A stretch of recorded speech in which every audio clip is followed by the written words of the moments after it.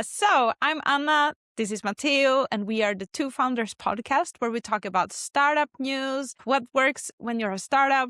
So let's jump right into it. This week was insane, right? I mean, is everyone talked about Anthropic and SpaceX? So guess what we should talk about? Anthropic and SpaceX. Exactly. Yeah, I'm excited. I know you shouldn't, it's bad, but I did buy a stock of SpaceX. You bought? Yes, I just felt like, I don't know, I just want to be part of this thing that's happening. Come on, they own 3/4 of all the satellites. It's an impressive journey that SpaceX did. So maybe it's a bad investment, but sometimes you just want to have a tiny piece of something. Yeah, I think he did that a lot, right, Elon? He sold a dream and he Yeah. keeps selling it. I mean, apart the joke that we're always 6 months away from self-driving, that is like since 2017 that he keeps saying it. But that aside, no, it's true. He's an impressive entrepreneur and he keeps selling. So I Absolutely. did not buy a stock. But yeah, in today, so we're going to talk a bit about Anthropic, right? A bit about SpaceX. And then I just want to touch a bit upon Prometheus AI, Yeah. I think it's called. Yeah. It's a company that Jeff Bezos started. And not that many picked on it, but I think it's interesting. So let's get started with Anthropic. I feel like everyone's talking about Anthropic this week, actually, and we're the last on the ball. But I still want to talk about it. It's such an interesting topic. Okay, so why is everyone talking about Anthropic right now?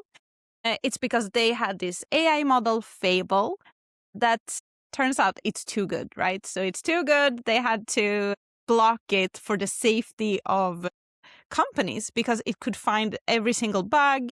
And if then hackers could get access to that, that would be potentially very, very dangerous for banks and corporations and maybe the state. I don't know exactly the details, but that's how I understood it. Is that your picture as well of what is happening? Yeah, so there was this model called Mythos, right? That was the original model that was almost described as a cyber weapon, potentially. So it needed guardrails. And Dario, and we'll jump on him soon enough, he created a guardrailed model, right? A model that could be used with safety, as he said. That was called Fable 5. But then Amazon representatives that, mind you, Amazon invested in Anthropic. Yeah. 4 billion. Yes, but yeah, so the Amazon researchers found a jailbreak or like a way to break the model, and they brought it to the US Treasurer. And then there was a bit of a back and forth on the US government, as I understood it, and the leadership of Anthropic about, hey, is this a thing? Is it going to be a threat to national security? And then they asked Anthropic to actually act upon it, right, and fix these jailbreaks. So yeah, Amazon went to the US Treasury. It made note to the US government, like, hey, you can actually jailbreak the model. So you can actually bypass these guardrails. So it's safe up to a point. And the US government appointed then a spokesperson to talk to Anthropic leadership, to say, hey, please, Anthropic, can you take care of this one? Can you fix and patch these issues? But Dario, or the leadership at Anthropic, did not think those issues were actual issues. So they basically said no. And then the model got banned. Now, of course, I'm oversimplifying a lot of this back and forth, Yeah. right? But more or less, that was it. And that became, at least on X, right, or Twitter, that became a huge thing on where they're banning a model. Models and AI should be free to do everything. And then on the other side, like, hey, of course, the leadership at Anthropic will want a model that can do anything, right? They would profit from this model. So the US instead, the US government doesn't get any stake or equity in blocking the model. They actually shoot themselves in the foot in a way. So of course they're doing it for the better good. So that already is a debate. I don't know where you stand there. Like AI versus the government, like how much the government should actually give. I'm on the side of government, but I think that it's like a void question that AI, it's just gonna happen. It's just a question of who is gonna be the one to do it. So sure, maybe large companies who wants to be friends with the government can actually put these guardrails, but then with time, of course, people who are outside of society might build AI that they don't care about guardrails. So it's like, with that idea, it's one of those rules that can only be followed by the good people. And in general, I don't know if we have to speed up removing guardrails, but it's gonna happen. So, and I don't know how we would guard ourselves towards that. Now, there is something I noticed, right? I don't know if it is true. Definitely it is in my biased social media Mhm. that there is a trust on Dario Amodei, the founder Yeah. of Anthropic. So I digged a bit on his CV and past, and I think it's interesting just to bring it up. So apart that the guy has over 100 research papers about machine learning on Google Scholar, that is in itself impressive. But really quickly, he studied at Stanford. Then he had a PhD in physics. He moved on leading machine learning at Baidu, where he was accountable for deep speech. He published then a paper that became like the top 10 tech papers of 2016. He then moved as a research scientist to Google Brain and worked with Andrew Ng. Published a paper with Demis Hassabis that, Mhm. mind you, I think he won the Nobel Prize in chemistry with his AlphaFold and AI. Yeah. And so you see, it's already impressive. And then eventually he landed in OpenAI and did a great career where he became the VP of Research and Safety Officer. So he was in charge of the roadmap. And then there was some disagreements on what are risks and Mm. ethics. And then he left OpenAI and co-founded Anthropic in early 2021 together with his sister, actually. That's so interesting, actually, because I mean, last episode I also talked about how they put together their company to avoid the mistakes of OpenAI, and now I looked a little bit more into that, like the long-term benefit trust. So how it works, that they have like a trust of 5 people. They can elect 4 out of 7 of the board of directors, and the investors can then elect 3 out of 7. So that means that the board will have a majority elected by the trust. So I thought that they had the ability to stop bad things from happening or like stop dangerous decisions, but actually they're just appointing who runs the company. It was just a side note on their company structure. I still don't understand it. And who is on this trust? I don't know. Yeah, right. Because they're not a for-profit company, right? They have a different structure. And I also know that Dario made a pledge to give away like 80 or 90% of his own wealth. Yeah, they are a public benefit corporation. Oh, that's cool. This whole blocking, it made me think, okay, did somebody in that trust now block? But I don't think that's what happened this time. This was investors from Amazon that From blocked. Amazon. And if the Ironically. source, yeah, Yeah. and if the source of X is attainable, that is Yeah. actually someone from the US government that tweeted about it. It was the CEO of Amazon himself Oh, wow. that notified the US government. So like they took that pretty seriously, Oh, actually. wow. Okay, it's really interesting. Okay, sorry, I paused you. You were talking about Dario and his sister. Yeah, I think what's actually kind of interesting is that Dario today Mm. has an estimated net worth between 10 and 15 billion. Yeah, And Sam Altman, right, the guy that everyone knew for like yeah. 3 years, his estimated net worth is actually around 3 billion. Oh, what? That's only like a fifth. Yeah, A fifth of Dario. But that's insane because I'm thinking that Sam Altman is like one of the richest people in the world, or that's what I assumed given how famous he is. And yeah. uh, The thing is, today, I think it's 2026, he does not have stocks in OpenAI.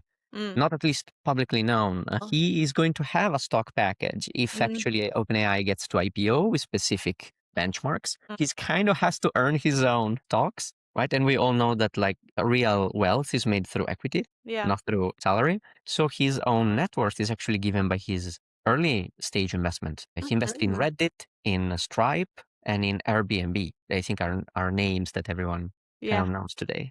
So Okay, great interesting. investments. But do you know anything about that? Do you know why Sam Altman don't own any shares of? I mean, from what I understood, OpenAI was supposed to be open, Mm, was supposed to be a no-profit open source, and yeah. then things kind of turned pretty quickly given the success of ChatGPT, Mm, and then they created another entity that became a for-profit, and then there was that whole scandal with Elon Musk suing mm, OpenAI, right? Because also Elon Musk was an early investor yeah. in the no-profit OpenAI. And he had kind of a point, even if some people might dislike Elon Musk personally, but he had a point that is like, hey, OpenAI is kind of close AI today. Yeah. I kind of agree in that sense of, hey, it was supposed to be no profit open source. Yeah. And then like ChatGPT became super successful and it's closed access, right? You have to pay to get access to those tokens and they are pricey. Well, I don't know if you could ever make a company that requires so much cash flow as a non-profit. I don't know how that would work. That's why Anthropic is so interesting, because they're trying to build revenue into their company structure, but they're also trying to balance that with this kind of public benefit. I can understand why they didn't want to go the non-profit route, because if you don't make profit, how are you going to survive? You know, how are you going to actually sustain as a company? You're going to have to be like Wikipedia to ask for people to send money. Oh, so those €2 donations, right? Yeah, Yeah. donations, right? Like you're gonna have to ask donations from for an AI company. On that angle of OpenAI and the profit on the profit, also mind you that they started not as a traditional startup or maybe like Wikipedia back in the day. They started with $1 billion, right, from Elon Musk, the co-founder of LinkedIn, I think Reid Hoffman. AWS kind of gave away some computational power to them. They had like capital network computational powers. They had some support. Co-founders and successful entrepreneurs gave resources, energy, and time to make it possible. To OpenAI, right? To OpenAI, to make these OpenAI. no profits. I agree with you, right? Eventually would have been kind of hard to sustain ChatGPT without revenue, Yeah, but making it fully closed, I understand also the point of Elon Musk. of course. That's not what the idea was, what the goal Yeah. was. So yeah, Fable 5 today is basically accessible only to US citizens Mm-hmm. and only them. And that's why Anthropic now has some issues because some of their lead scientists that are in the US are not US citizens, right? Anthropic made a huge investment in getting talent from all over the place. These scientists, they're paid a lot right now. We have packages of like $500,000 or 700,000 euros a year. They are just there and they cannot have access to the keyboard. Okay, because of these guardrails, the US has a law or something governing Yeah. them to only US citizens to use it. Exactly. Yeah. Like, And that is also for Anthropic employees that are not US oh citizens. my, that's interesting. But so can they build the model, or is it just using it that they're restricted from? Uh, oh, that's a good question. I don't know. That's a good gray area. I have no idea. But because I'm assuming they built the model, Yeah. so to some extent, that's why they work. That's why they work there, right? So aren't they doing an IPO now in the fall or something as well? I Yeah, heard something about that. I'm gonna assume that this is really negative for that IPO. if their IPO was driven months from now, like around the end of July, I would be more worried about their stock prices. I don't think they would have hit $1 trillion. But Yeah. given that their IPO right now is scheduled for the 22nd of October, I think they have all the time in 4 months to apply the guardrails and maybe negotiate a bit with the US government and make sure that things are proper, especially given their speed, right? They did a 10x every single year since they launched. Mm, mm. 1 Wow. million, 10 million, 100 million, and $1 billion in revenue, like kind of constantly. Insane. Yeah. Yeah.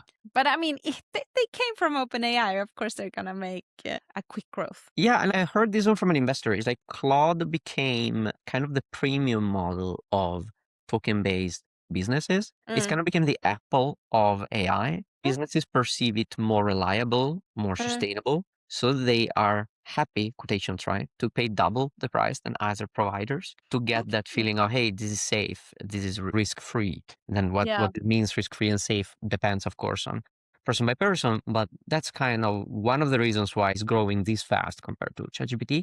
And the other angle is, well, OpenAI focused a lot on the consumer, like me, Yeah. you, while Anthropic focused a lot on enterprise. And that bet turned out to be a good bet in the long term, right? They Of course. growing crazy. Of course, that's where the money is. Right? So if you're listening to this and you're Yeah. wondering, yes, go B2B. On Anthropic, it's a great company. I'm going to say amazing company, amazing leadership. Dario alone is a powerhouse in machine learning and AI. I really look forward to their IPO. I might buy that stock. Speaking of that, right? You bought a SpaceX stock. I Or how many did. did you buy?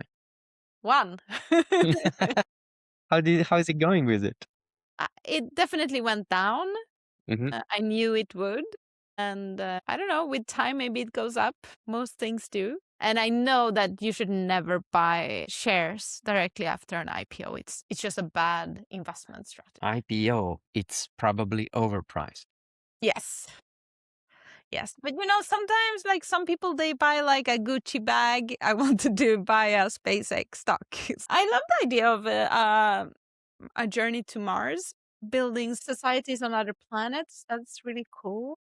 Data centers in space also sounds kind of effective, Yeah, given that actually, they that's need true.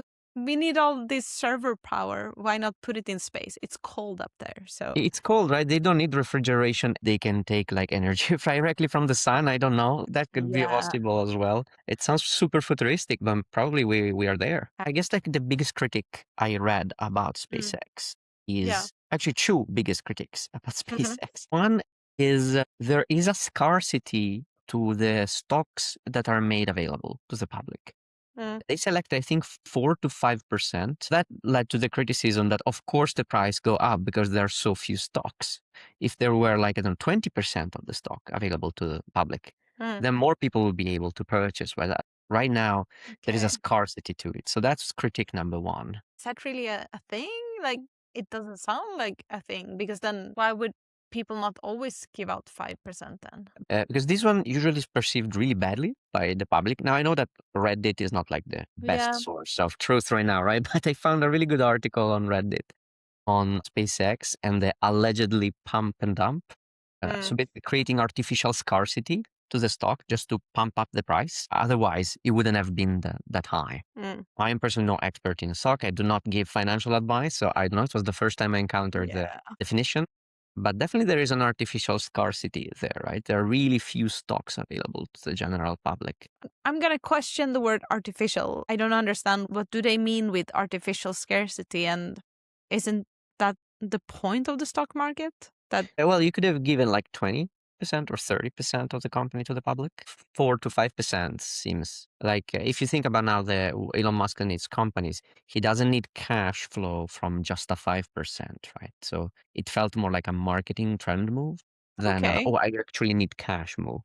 But Okay. regardless of that, they did raise 10 billion more than originally expected. So Yeah. because they were expecting around 70 billion and they got in actually 80 billion. So that might have solved some problems because SpaceX today is not profitable, right? They were negative of 5 billion. So with this move, they bought some time in trying to become profitable as a company. And that was the other critic, right? Because if you apply their revenue, so they're not profitable, that's already like something kind of interesting to go to IPO with no profitability. But the second is if you take their revenue and their value, at a certain point, there was 100 times a multiple from revenue. I mean, usually as tech founders or SaaS founders, we are used to 10x.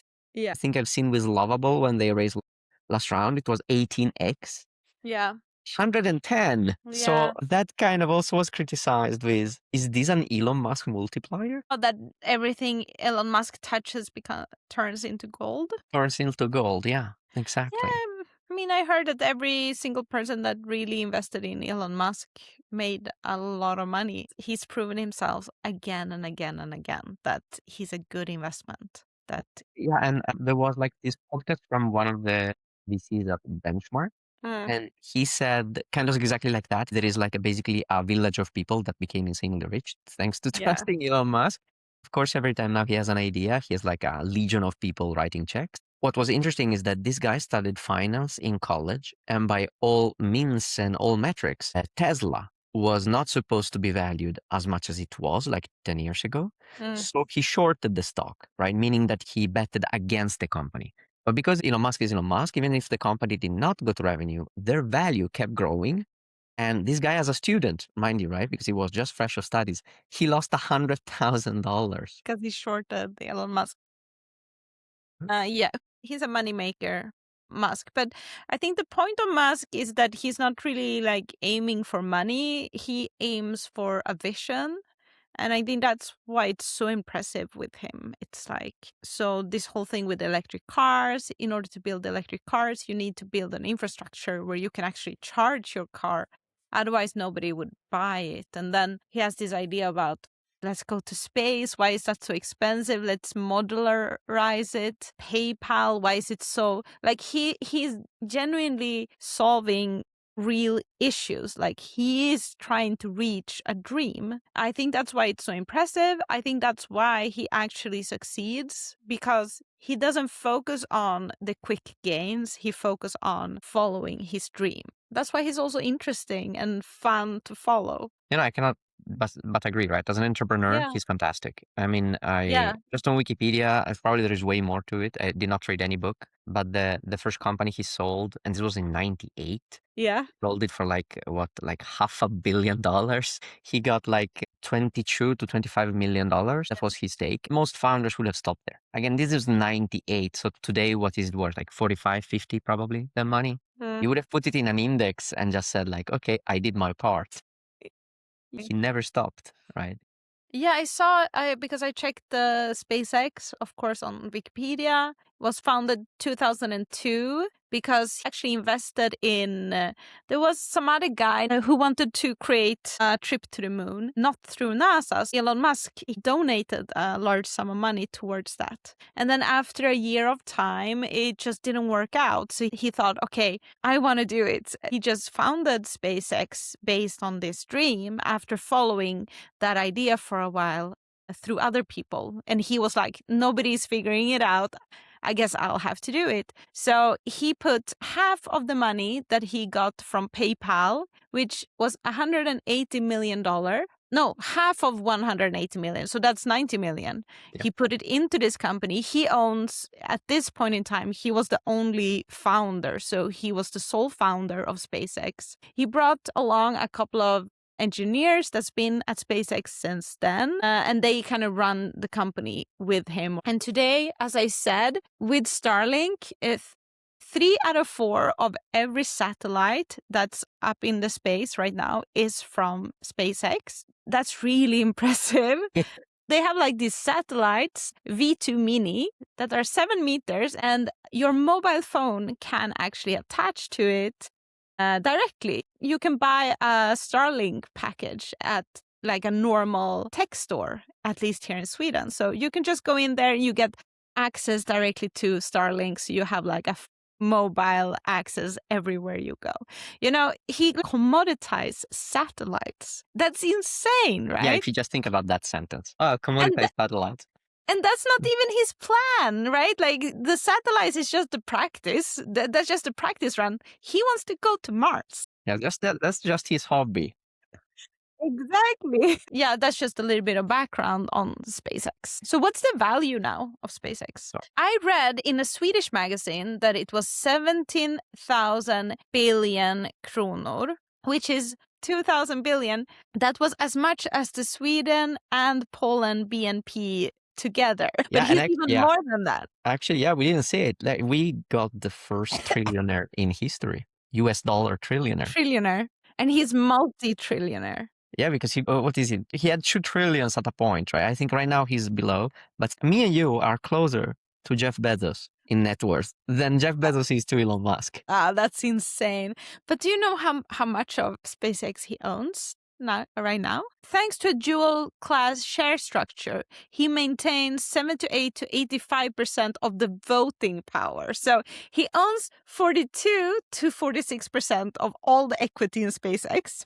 So he already owns almost half, but that other half doesn't have voting power, I suppose. So he has 78. He has 80% of voting power in SpaceX. And what did you say the value was? Basically 2 trillions. 2 trillion. A company worth 2 trillion that can journey to the moon and back. He owns 80% of that. That's insane. It is unreachable. Because I remember when this TV series, Stranger Things, season 3 or whatever, Kate Bush, she had a song, Running Up That Hill. And she created that song herself in her own studio. And everybody was so happy because she got so much she got so much money from being on Stranger Things because she owned 80% of her own song. Ooh. And that's just a song. Yeah, and going back to it, this is why Sam Altman is worth only 3 billion instead of 15 like Dario, right? Because of the no equity in What is OpenAI. Sam Altman doing with his life? He's just wasting it away. Throwing it How away. can you live with only 3 billion? So what is he doing? He doesn't even have equity in OpenAI. Oh, and That's insane. speaking of billionaires, there is another billionaire actually that not that many people touched upon. Jeff Bezos went out of stealth mode, so to say, and he openly declared that there is now Prometheus AI, and he raised 12 billion at a $41 billion valuation. And the whole premise is there's a lot of attention on AI and foundational models like ChatGPT or Claude, right? These like chatbots and improving chatbots.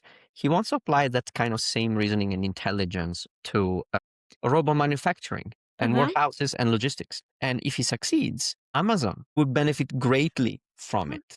I mean, that makes a lot of sense, right? So you mean like robots to carry and move things is To the package, yeah. move, think about like how to place packages. And this is at least how I understood it. And of course, this intelligence has to be tied to specific hardware, right? Yeah. For the packaging and I mean, that makes so much sense, right? I don't know why are we building AI to create poetry instead of carrying heavy stuff? Like instead of warehousing, yeah. Why do we need people in warehouses? Or, I mean, I understand that people need jobs, but specifically to do that job, I don't know. While as I see it on LinkedIn, let's keep AI away from the poetry and music and let's use it for manual labor. And that makes sense to me. It does. Usually, I'm not saying all of them, right? Because usually those models that create poetry, literature, and music, they are also trained on copyrighted data. Yeah. It's just a plagiarism tool. Like, if a person would do the same thing as AI did, they would be in court. They would, like, everybody would hate them. They would say they copied another musician. It would be a huge problem. But now people are complaining, of course, but it's like, okay, because it's AI. It's insane. Yeah, it's a bit gray area, kind of turning black. In the name of innovation, we're like not looking at it because it's so nice to use it and people feel like they create things themselves. But actually, they're not. They're just copying what other people did before. At their expense. At their expense, yeah. It's actually really, really sad. Okay, well, now we went into a dark place. No, but I mean, there is not much to it except like, looking forward to see if he succeeds. It's interesting that Bezos himself also focusing on space, right? With Blue Origin.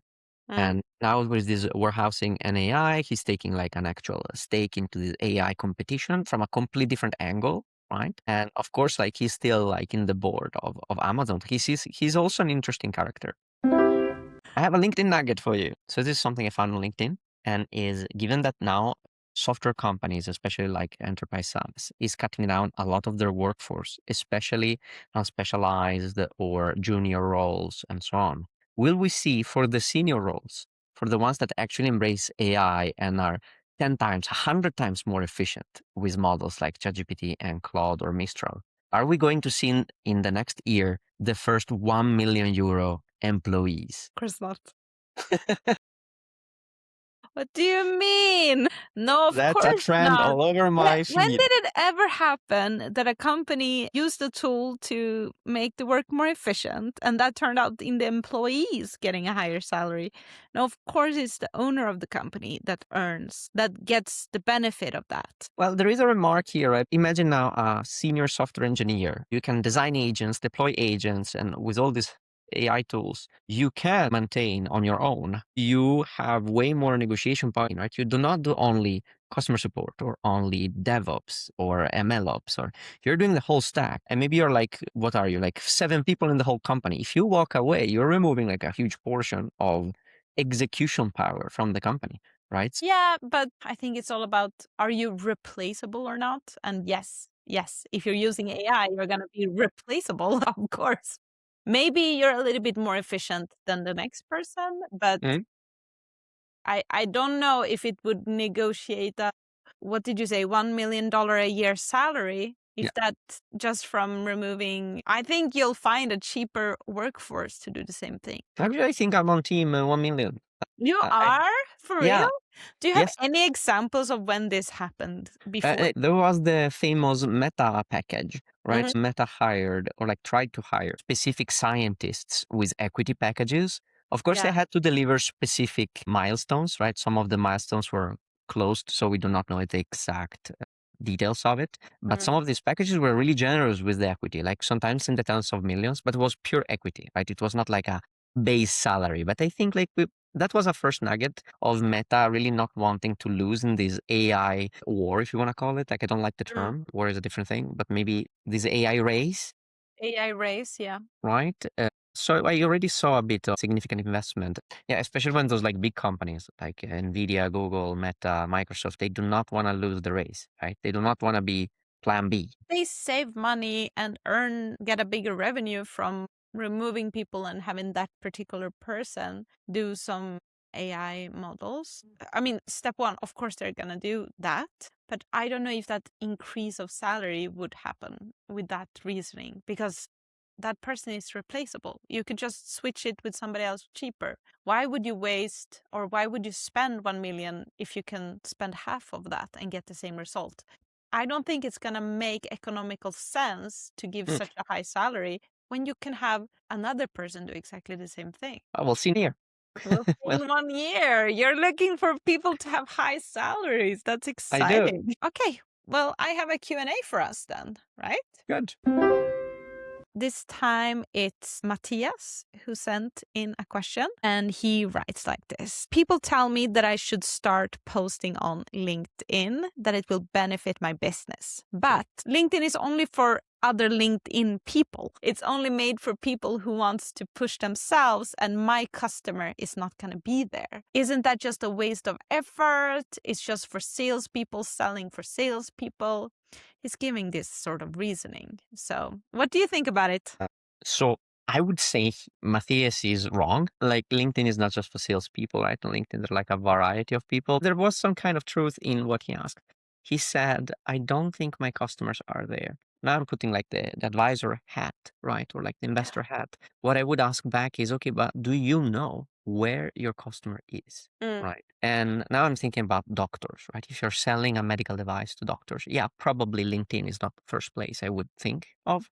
Probably it's conferences or specific events or things like that. But LinkedIn has a variety of people. Like, every single executive of basically every company is there, Mm. right? Maybe they don't post, maybe they don't like, but they lurk, right? That once a week, twice a week, they go in the app. And if they are a decision maker in your buying process, you better show up.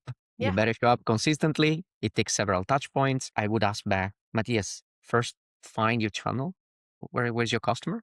If your customer are on LinkedIn, post a big range, try, test. If something goes wrong, you will never be noticed. I'm also thinking about it from another direction, which is okay, so maybe your customer isn't exactly there, but if you have some kind of living page on LinkedIn where maybe you post once a week, once every 2 weeks, you just keep it up to date and you show yourself and who you are, you have a good picture, you have a good byline, and so on. If you then do cold outreach, which could be emailing, it could be DMs on LinkedIn, or even if you go on events, if people don't know who you are, they're gonna click on your LinkedIn profile. Yeah, I think that's just normal behavior these days. yep. Like if I get introduced to somebody that I don't know, I want to check who they are. So I'm gonna go there. I'm gonna see what they post about, what's their personality, and if there's somebody who's active, it might actually increase my chances to responding. So Yep. I think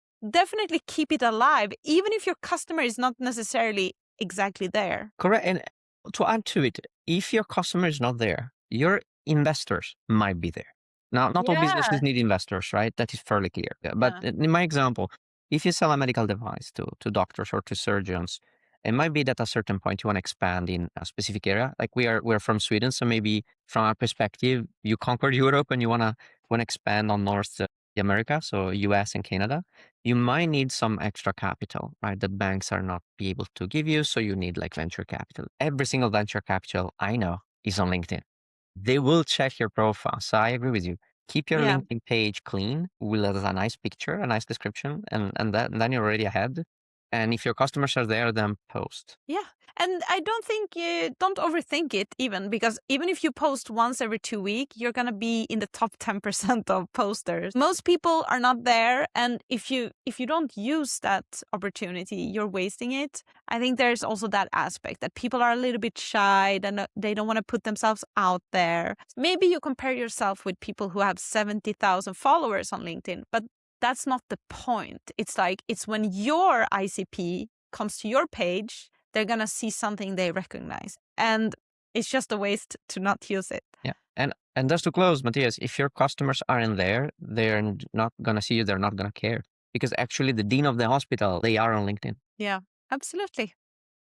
Okay, that's a wrap. That's a wrap. And thank you, Anna, for today. It was awesome. Yeah, thank you. Thank you. Have a good bye. day. See ya.